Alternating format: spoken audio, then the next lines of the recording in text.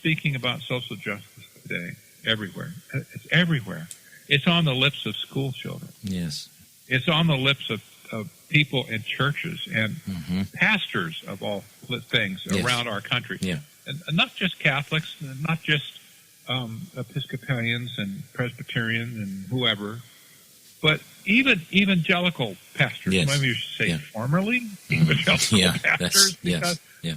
They're talking about social justice too. And then the United Nations. Oh my gosh, it's all over their website. You can't hardly read a page on their website that doesn't talk about social justice. Yes.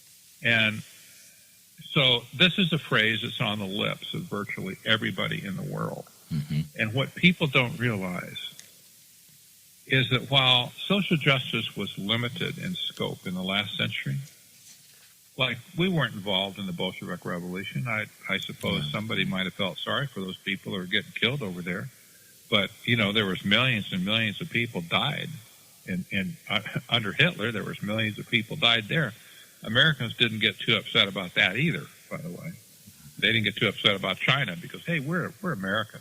We're over here. Yeah, right. So those revolutions were localized in a sense. But now social justice is global. It's everywhere. Yeah. And, and it's the same context that all these dictators and evil people used over the period of time. And, you just have to sit back in your easy chair and ponder, when is it going to hit the fan? When Group A says, you can't have any more of my stuff, Group B. Mm-hmm. Yeah. And we're putting our foot down. Yeah. And Group B finally figures it out.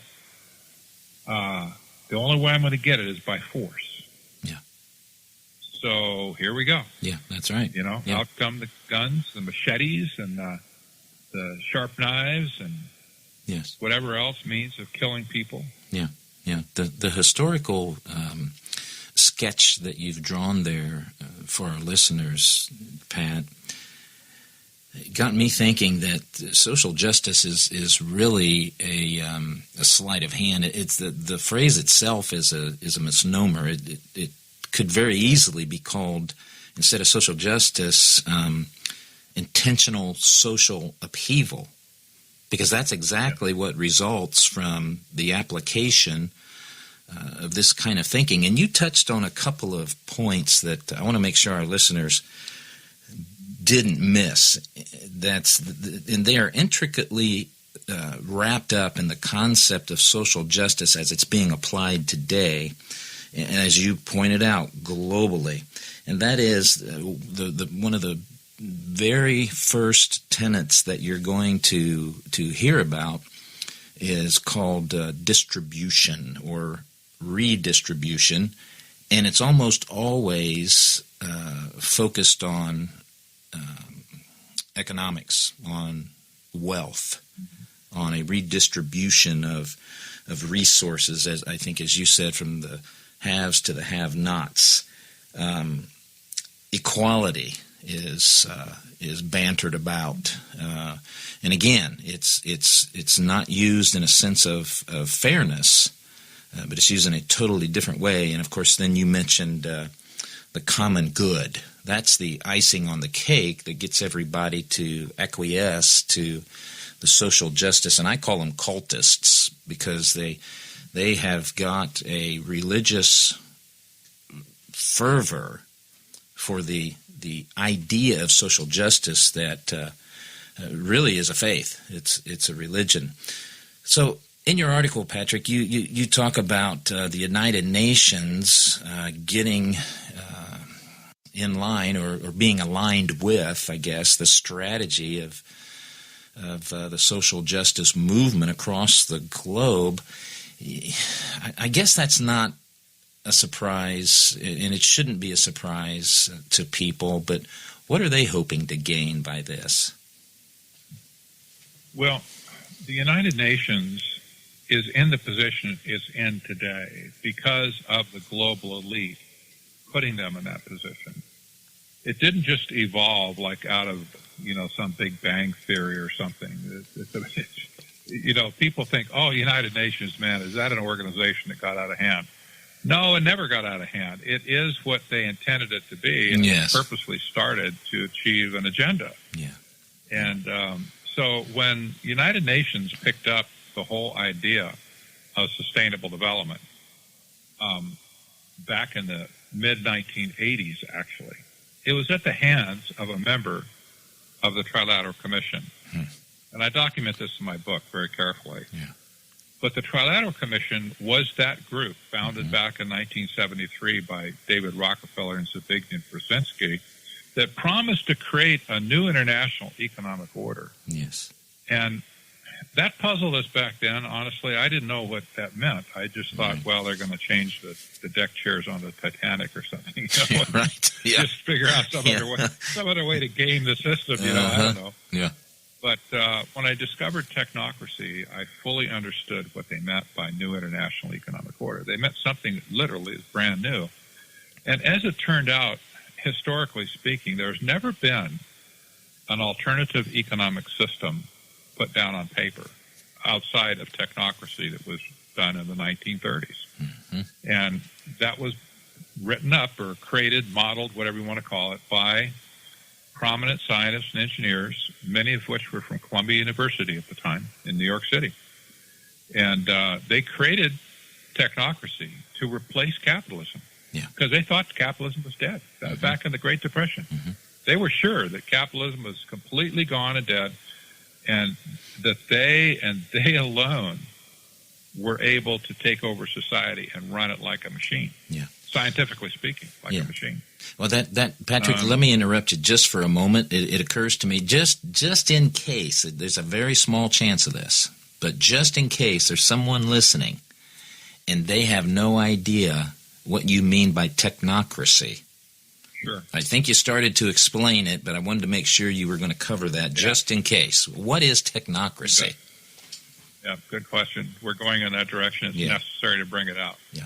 Their own publication from 1938 called The Technocrats, a magazine the technocracy movement produced, defined technocracy like this, and this is a direct quote: "Technocracy is the science of social engineering, the scientific operation of the entire social mechanism to produce and distribute goods and services to the entire population." That's a direct quote. Wow. Now, you can see scientific, science of social engineering. That we see that all over today. We sure do. Science says this, science says that. Yes. Well, you should do whatever science says. Not Simon says. Not Simon says. Science says. That's right. And you can see the economic flavor in here. Their goal was to produce and distribute goods and services to the entire population. It was literally a replacement economic system. Yeah. And it started out at Columbia for a number of reasons. It got kicked out of Columbia in the late 1933. An organization, Technocracy Incorporated, was started, and it's still in existence today. Actually, not too many people following it, but that original organization promoted this economic system everywhere they went. They wanted Congress to just be dismissed. They wanted the president to declare himself dictator so that he could just implement technocracy outright. It's 100% totalitarian. Yes, it does. It's very totalitarian. It's not communism or socialism. We'll talk about that later. Yes. But it was an insidious scheme that Americans ultimately rejected, mostly in the late 1930s. And especially one of the things that really worked against them is they had quite a bit of resemblance to National Socialism at the time. It might have been inadvertent or it might have been on purpose, but anyway, they got a kind of a bad image, if you will. And some people that really didn't like Hitler, they said, "I'm not going to have anything to do with these people." Right. The movement was actually outlawed in Canada for 2 years during World War II. Wow. The Canadians went a little bit further than the Americans did. They said, "You know what? You guys dress like some of the Nazi people over there in Germany, and sometimes you talk like them, and we're just shutting you down. You're out of business." Yeah. and they let them start back up again 2 years later. Mm. But there was some considerable angst going on at the time. But the technocrats, they lived on, and the philosophy lived on, probably at Columbia University, if nowhere else. And I believe a relatively young scholar back in 1968 who was teaching political science at Columbia University, I believe he discovered or started looking at very carefully historic technocracy. Mm-hmm. And he came out and wrote a book called Between Two Ages, America's Role in the Technocratic Era. And it was published in 1970. And that man's name was Zbigniew Brzezinski. He got together with David Rockefeller shortly thereafter that. I think Rockefeller saw the potential in what Brzezinski was writing about. Mm-hmm. And said, "You're coming with me, boy. Yeah. We're gonna make some tracks together." And yes, they did. They went to Europe and bounced the idea off all of the Bilderberg group over there, and they said, "Go for it, guys. We'll be right behind you." Mm-hmm. And so they came back and started the Trilateral Commission in 1973 with the specific intent of creating a new international economic order. That was all over their literature back in those days. Mm-hmm. And so, it's interesting. So we have, just to kind of bring that forward, your question is about the United Nations. Yes. Here's what the head of climate change at the UN last year, she's since stepped away. Her name is Christiana Figueres. But she was the lady that orchestrated the big climate change convention in New York City for the UN last fall. Mm-hmm. And she said in the press conference a year and a half ago, this is a direct quote from her lips. She said, "This is the first time in the history of mankind that we're setting ourselves the task of intentionally, within a defined period of time, to change the economic development model that has been reigning for at least 150 years since the Industrial Revolution." That's a direct quote. Yeah. Now, you don't have to read between the lines here. I don't think I need to explain this to anybody, what she's saying. Yeah. Capitalism and free enterprise are out the door as far as the United Nations is concerned. And it's going to be replaced by sustainable development. That's what the United Nations pushes, right? That's their whole thing, sustainable development. They started circulating that term back in the mid-1980s, and in 1992, it really got its official start at the first Earth Summit in Rio de Janeiro in 1992, that produced the Agenda 21 document. Yeah. That was the agenda for the 21st century. And sustainable development was the mantra of all of Agenda 21 and all that stuff surrounding that 1992 meeting. Well, the United Nations declared themselves in writing and vociferously in speeches and stuff their gratitude for the lady who wrote the book in 1987 called Our Common Future. She was the head of a task force that was appointed by the UN, and she got people together. They wrote this book. It was mostly her. It's called Our Common Future. It set the flag in the ground for sustainable development and all the stuff that was promoted in Agenda 21 in 1992. And they said if it weren't for Gro Harlem Brundtland, there would be no Rio conference. There would be no Agenda 21.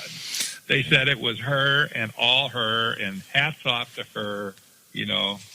Well, Gro Harlem Brundtland was from Europe, but she was a member of the Trilateral Commission. This is not just incidental to the story. That's right. That's right. This was Trilateral Commission policy that was hatched in the bowels of the Trilateral Commission. I would suggest even years earlier. But you see, they just changed the name maybe to protect the guilty. And instead of selling technocracy, a resource-based economic system, they sold sustainable development, a resource-based economic system. Yes. It's just the same system, different name on top of it. Yeah, yeah. And that's